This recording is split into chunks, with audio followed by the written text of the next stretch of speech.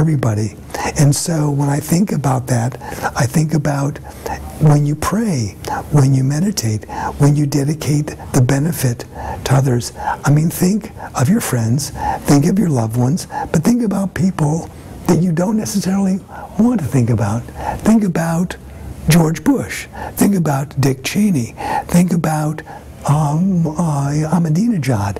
Think about Putin. Think about people that run corporations. And you want to generate good feelings towards these people. The reason is they have a lot of power. They have a lot of influence. And if you can send waves of good energy to these people, and if you believe in the idea that thoughts can change realities, then a good thought generated towards people that you don't like is going to be much more powerful as an agent of change than having thoughts of negativity, which then they have to close off from and getting more and more contracted. So that's why when Buddhism talks about the idea of benefiting everyone, it is without exception. You think about the war, you think about the victims, but you also think about the victors. Because the victors only do things because, again, it's not their nature. Buddhism says it's not their nature. Maybe they think the devil made them do it, okay? But it is not their nature. And what we need to do is go below that to appeal to something which is much deeper. We need to be willing to do that. So I've talked for an hour and a half. So are there any questions? Because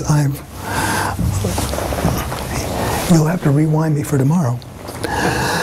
Go ahead. I just, going back to the beginning of your conversation, you said something about a Buddhist principle of, I believe you said like that we could all have or achieve spontaneity and joy. Yes. At all times. That's one of the aspects of enlightenment, yes. So in human nature, is it normal to feel or deal with feelings of anger or sadness, or is it truly okay to be in spontaneity and joy in all moments? Well, again, it's not like creating a Pollyanna world. That's not where it's at. I think what it is you're looking at very transcendent qualities, and I think there's this Buddhist notion of what I would describe as one taste. Now, I want to go back because remember in the beginning, it's Angelique, right? We were mentioning it like it's all good, and I said, well, maybe not. You're right, not always. You know, yeah. And a few years back, I was what was going on? One of my nephews had committed suicide. My daughter was going through a painful divorce. There was a lot of turmoil in my wife's family in terms of her sister who was grieving and freaking out in terms of her son having committed suicide. And so and it's very interesting because here's two different aspects of it. One is that when people said to me, you know, well, it's all good, and I'd say, well, you know, there's good, and then there's Lansing Boyle good. Okay, sometimes it sucks. Sometimes it sucks, and to some extent, there is more space in acknowledging what's going on. If we try and say it's not happening, I'd say a Pollyanna view of things just ends up creating hostility later on. It ends up being this tempest which explodes at some point. I think there's got to be an acknowledgement and giving it space. So to me, it's never a question of denying what's going on. But if you really believe or understand that notion of one taste, you realize that's what's there. And to some extent, you have greater spontaneity in recognizing it and playing with it than if you try and hide from it. Another context of that, which is very wonderful, and I was talking to a friend of mine who visits Africa a lot, and he said, you know, when people ask the question, how are you? People's response is, we are fine, if it's really true, or we are not having a good day. And what it means is, when you ask that question, you're asking that person who's connected to their family, who's connected to their clan, and maybe something is happening in that clan. So the idea that everything is perfect in my world doesn't happen to these people because they do not live in terms of their rugged individuality as we do, as we think we should.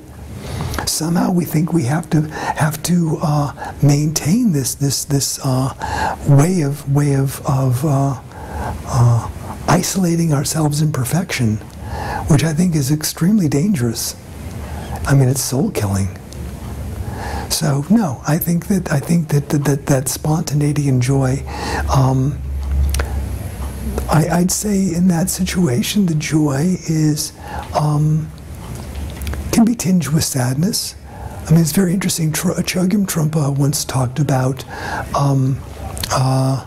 that a warrior is someone that is like happy sad, a soft heart, a soft front, and a hard back. And he said a warrior lives as if there is a fish hook inserted into their muscle of their heart, constantly pulling on them. That there is some kind of exquisiteness, and to me, it's like, if it's not joy, frivolity, joy, there is in some ways some kind of joy in just feeling that touch of humanity. And I think when we do that, even when there's a lot of pain involved, there's more healing that takes place.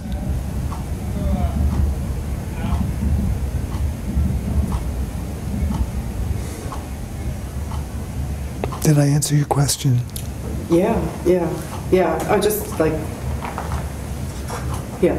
Okay. Well, I mean, because what I've realized too, because I've grown up basically, I feel like in a kind of negative household with a bunch of complainers. Like we'd go out to dinner and what was wrong, like finding. It's Olive Garden. We're all family. Get over it.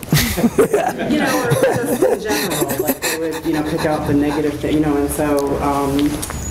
Being with RD, everything is great and everything is which has really helped me to become that way. And I've just realized or learned recently that we create our own story, and things that are happen or traumatic or bad, which I would have held on to for months. Right. I'm realizing that I change the story within a day or within 2 days, 3 days.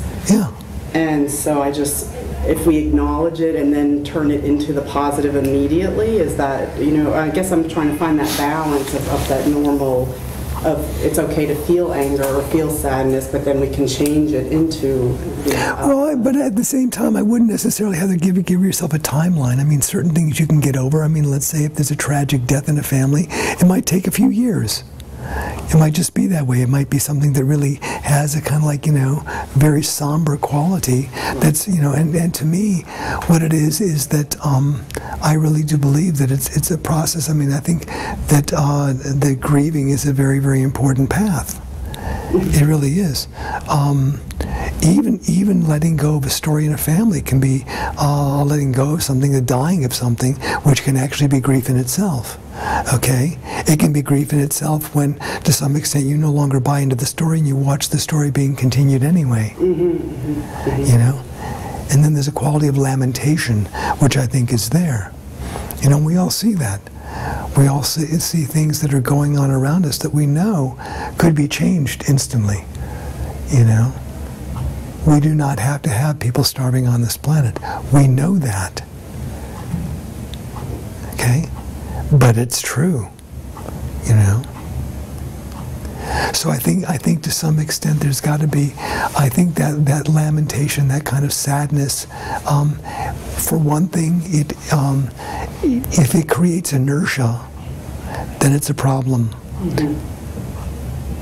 And that's why that's where I think the pockets of light idea of actually having it where people stand witness to your lamentation and then say, well, I know you're macrobiotic, but would you like a piece of pie? That kind of thing. Right. Yeah. Thank you. Sure. Anything else? You walked into it, didn't you?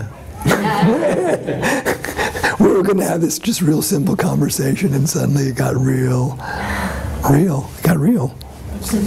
Yeah. Thank you. Yeah. Anything else? Anybody else? well, I know I'm going to see you guys tomorrow, but I don't know when I'm going to see you guys again. Probably next year. We usually see you once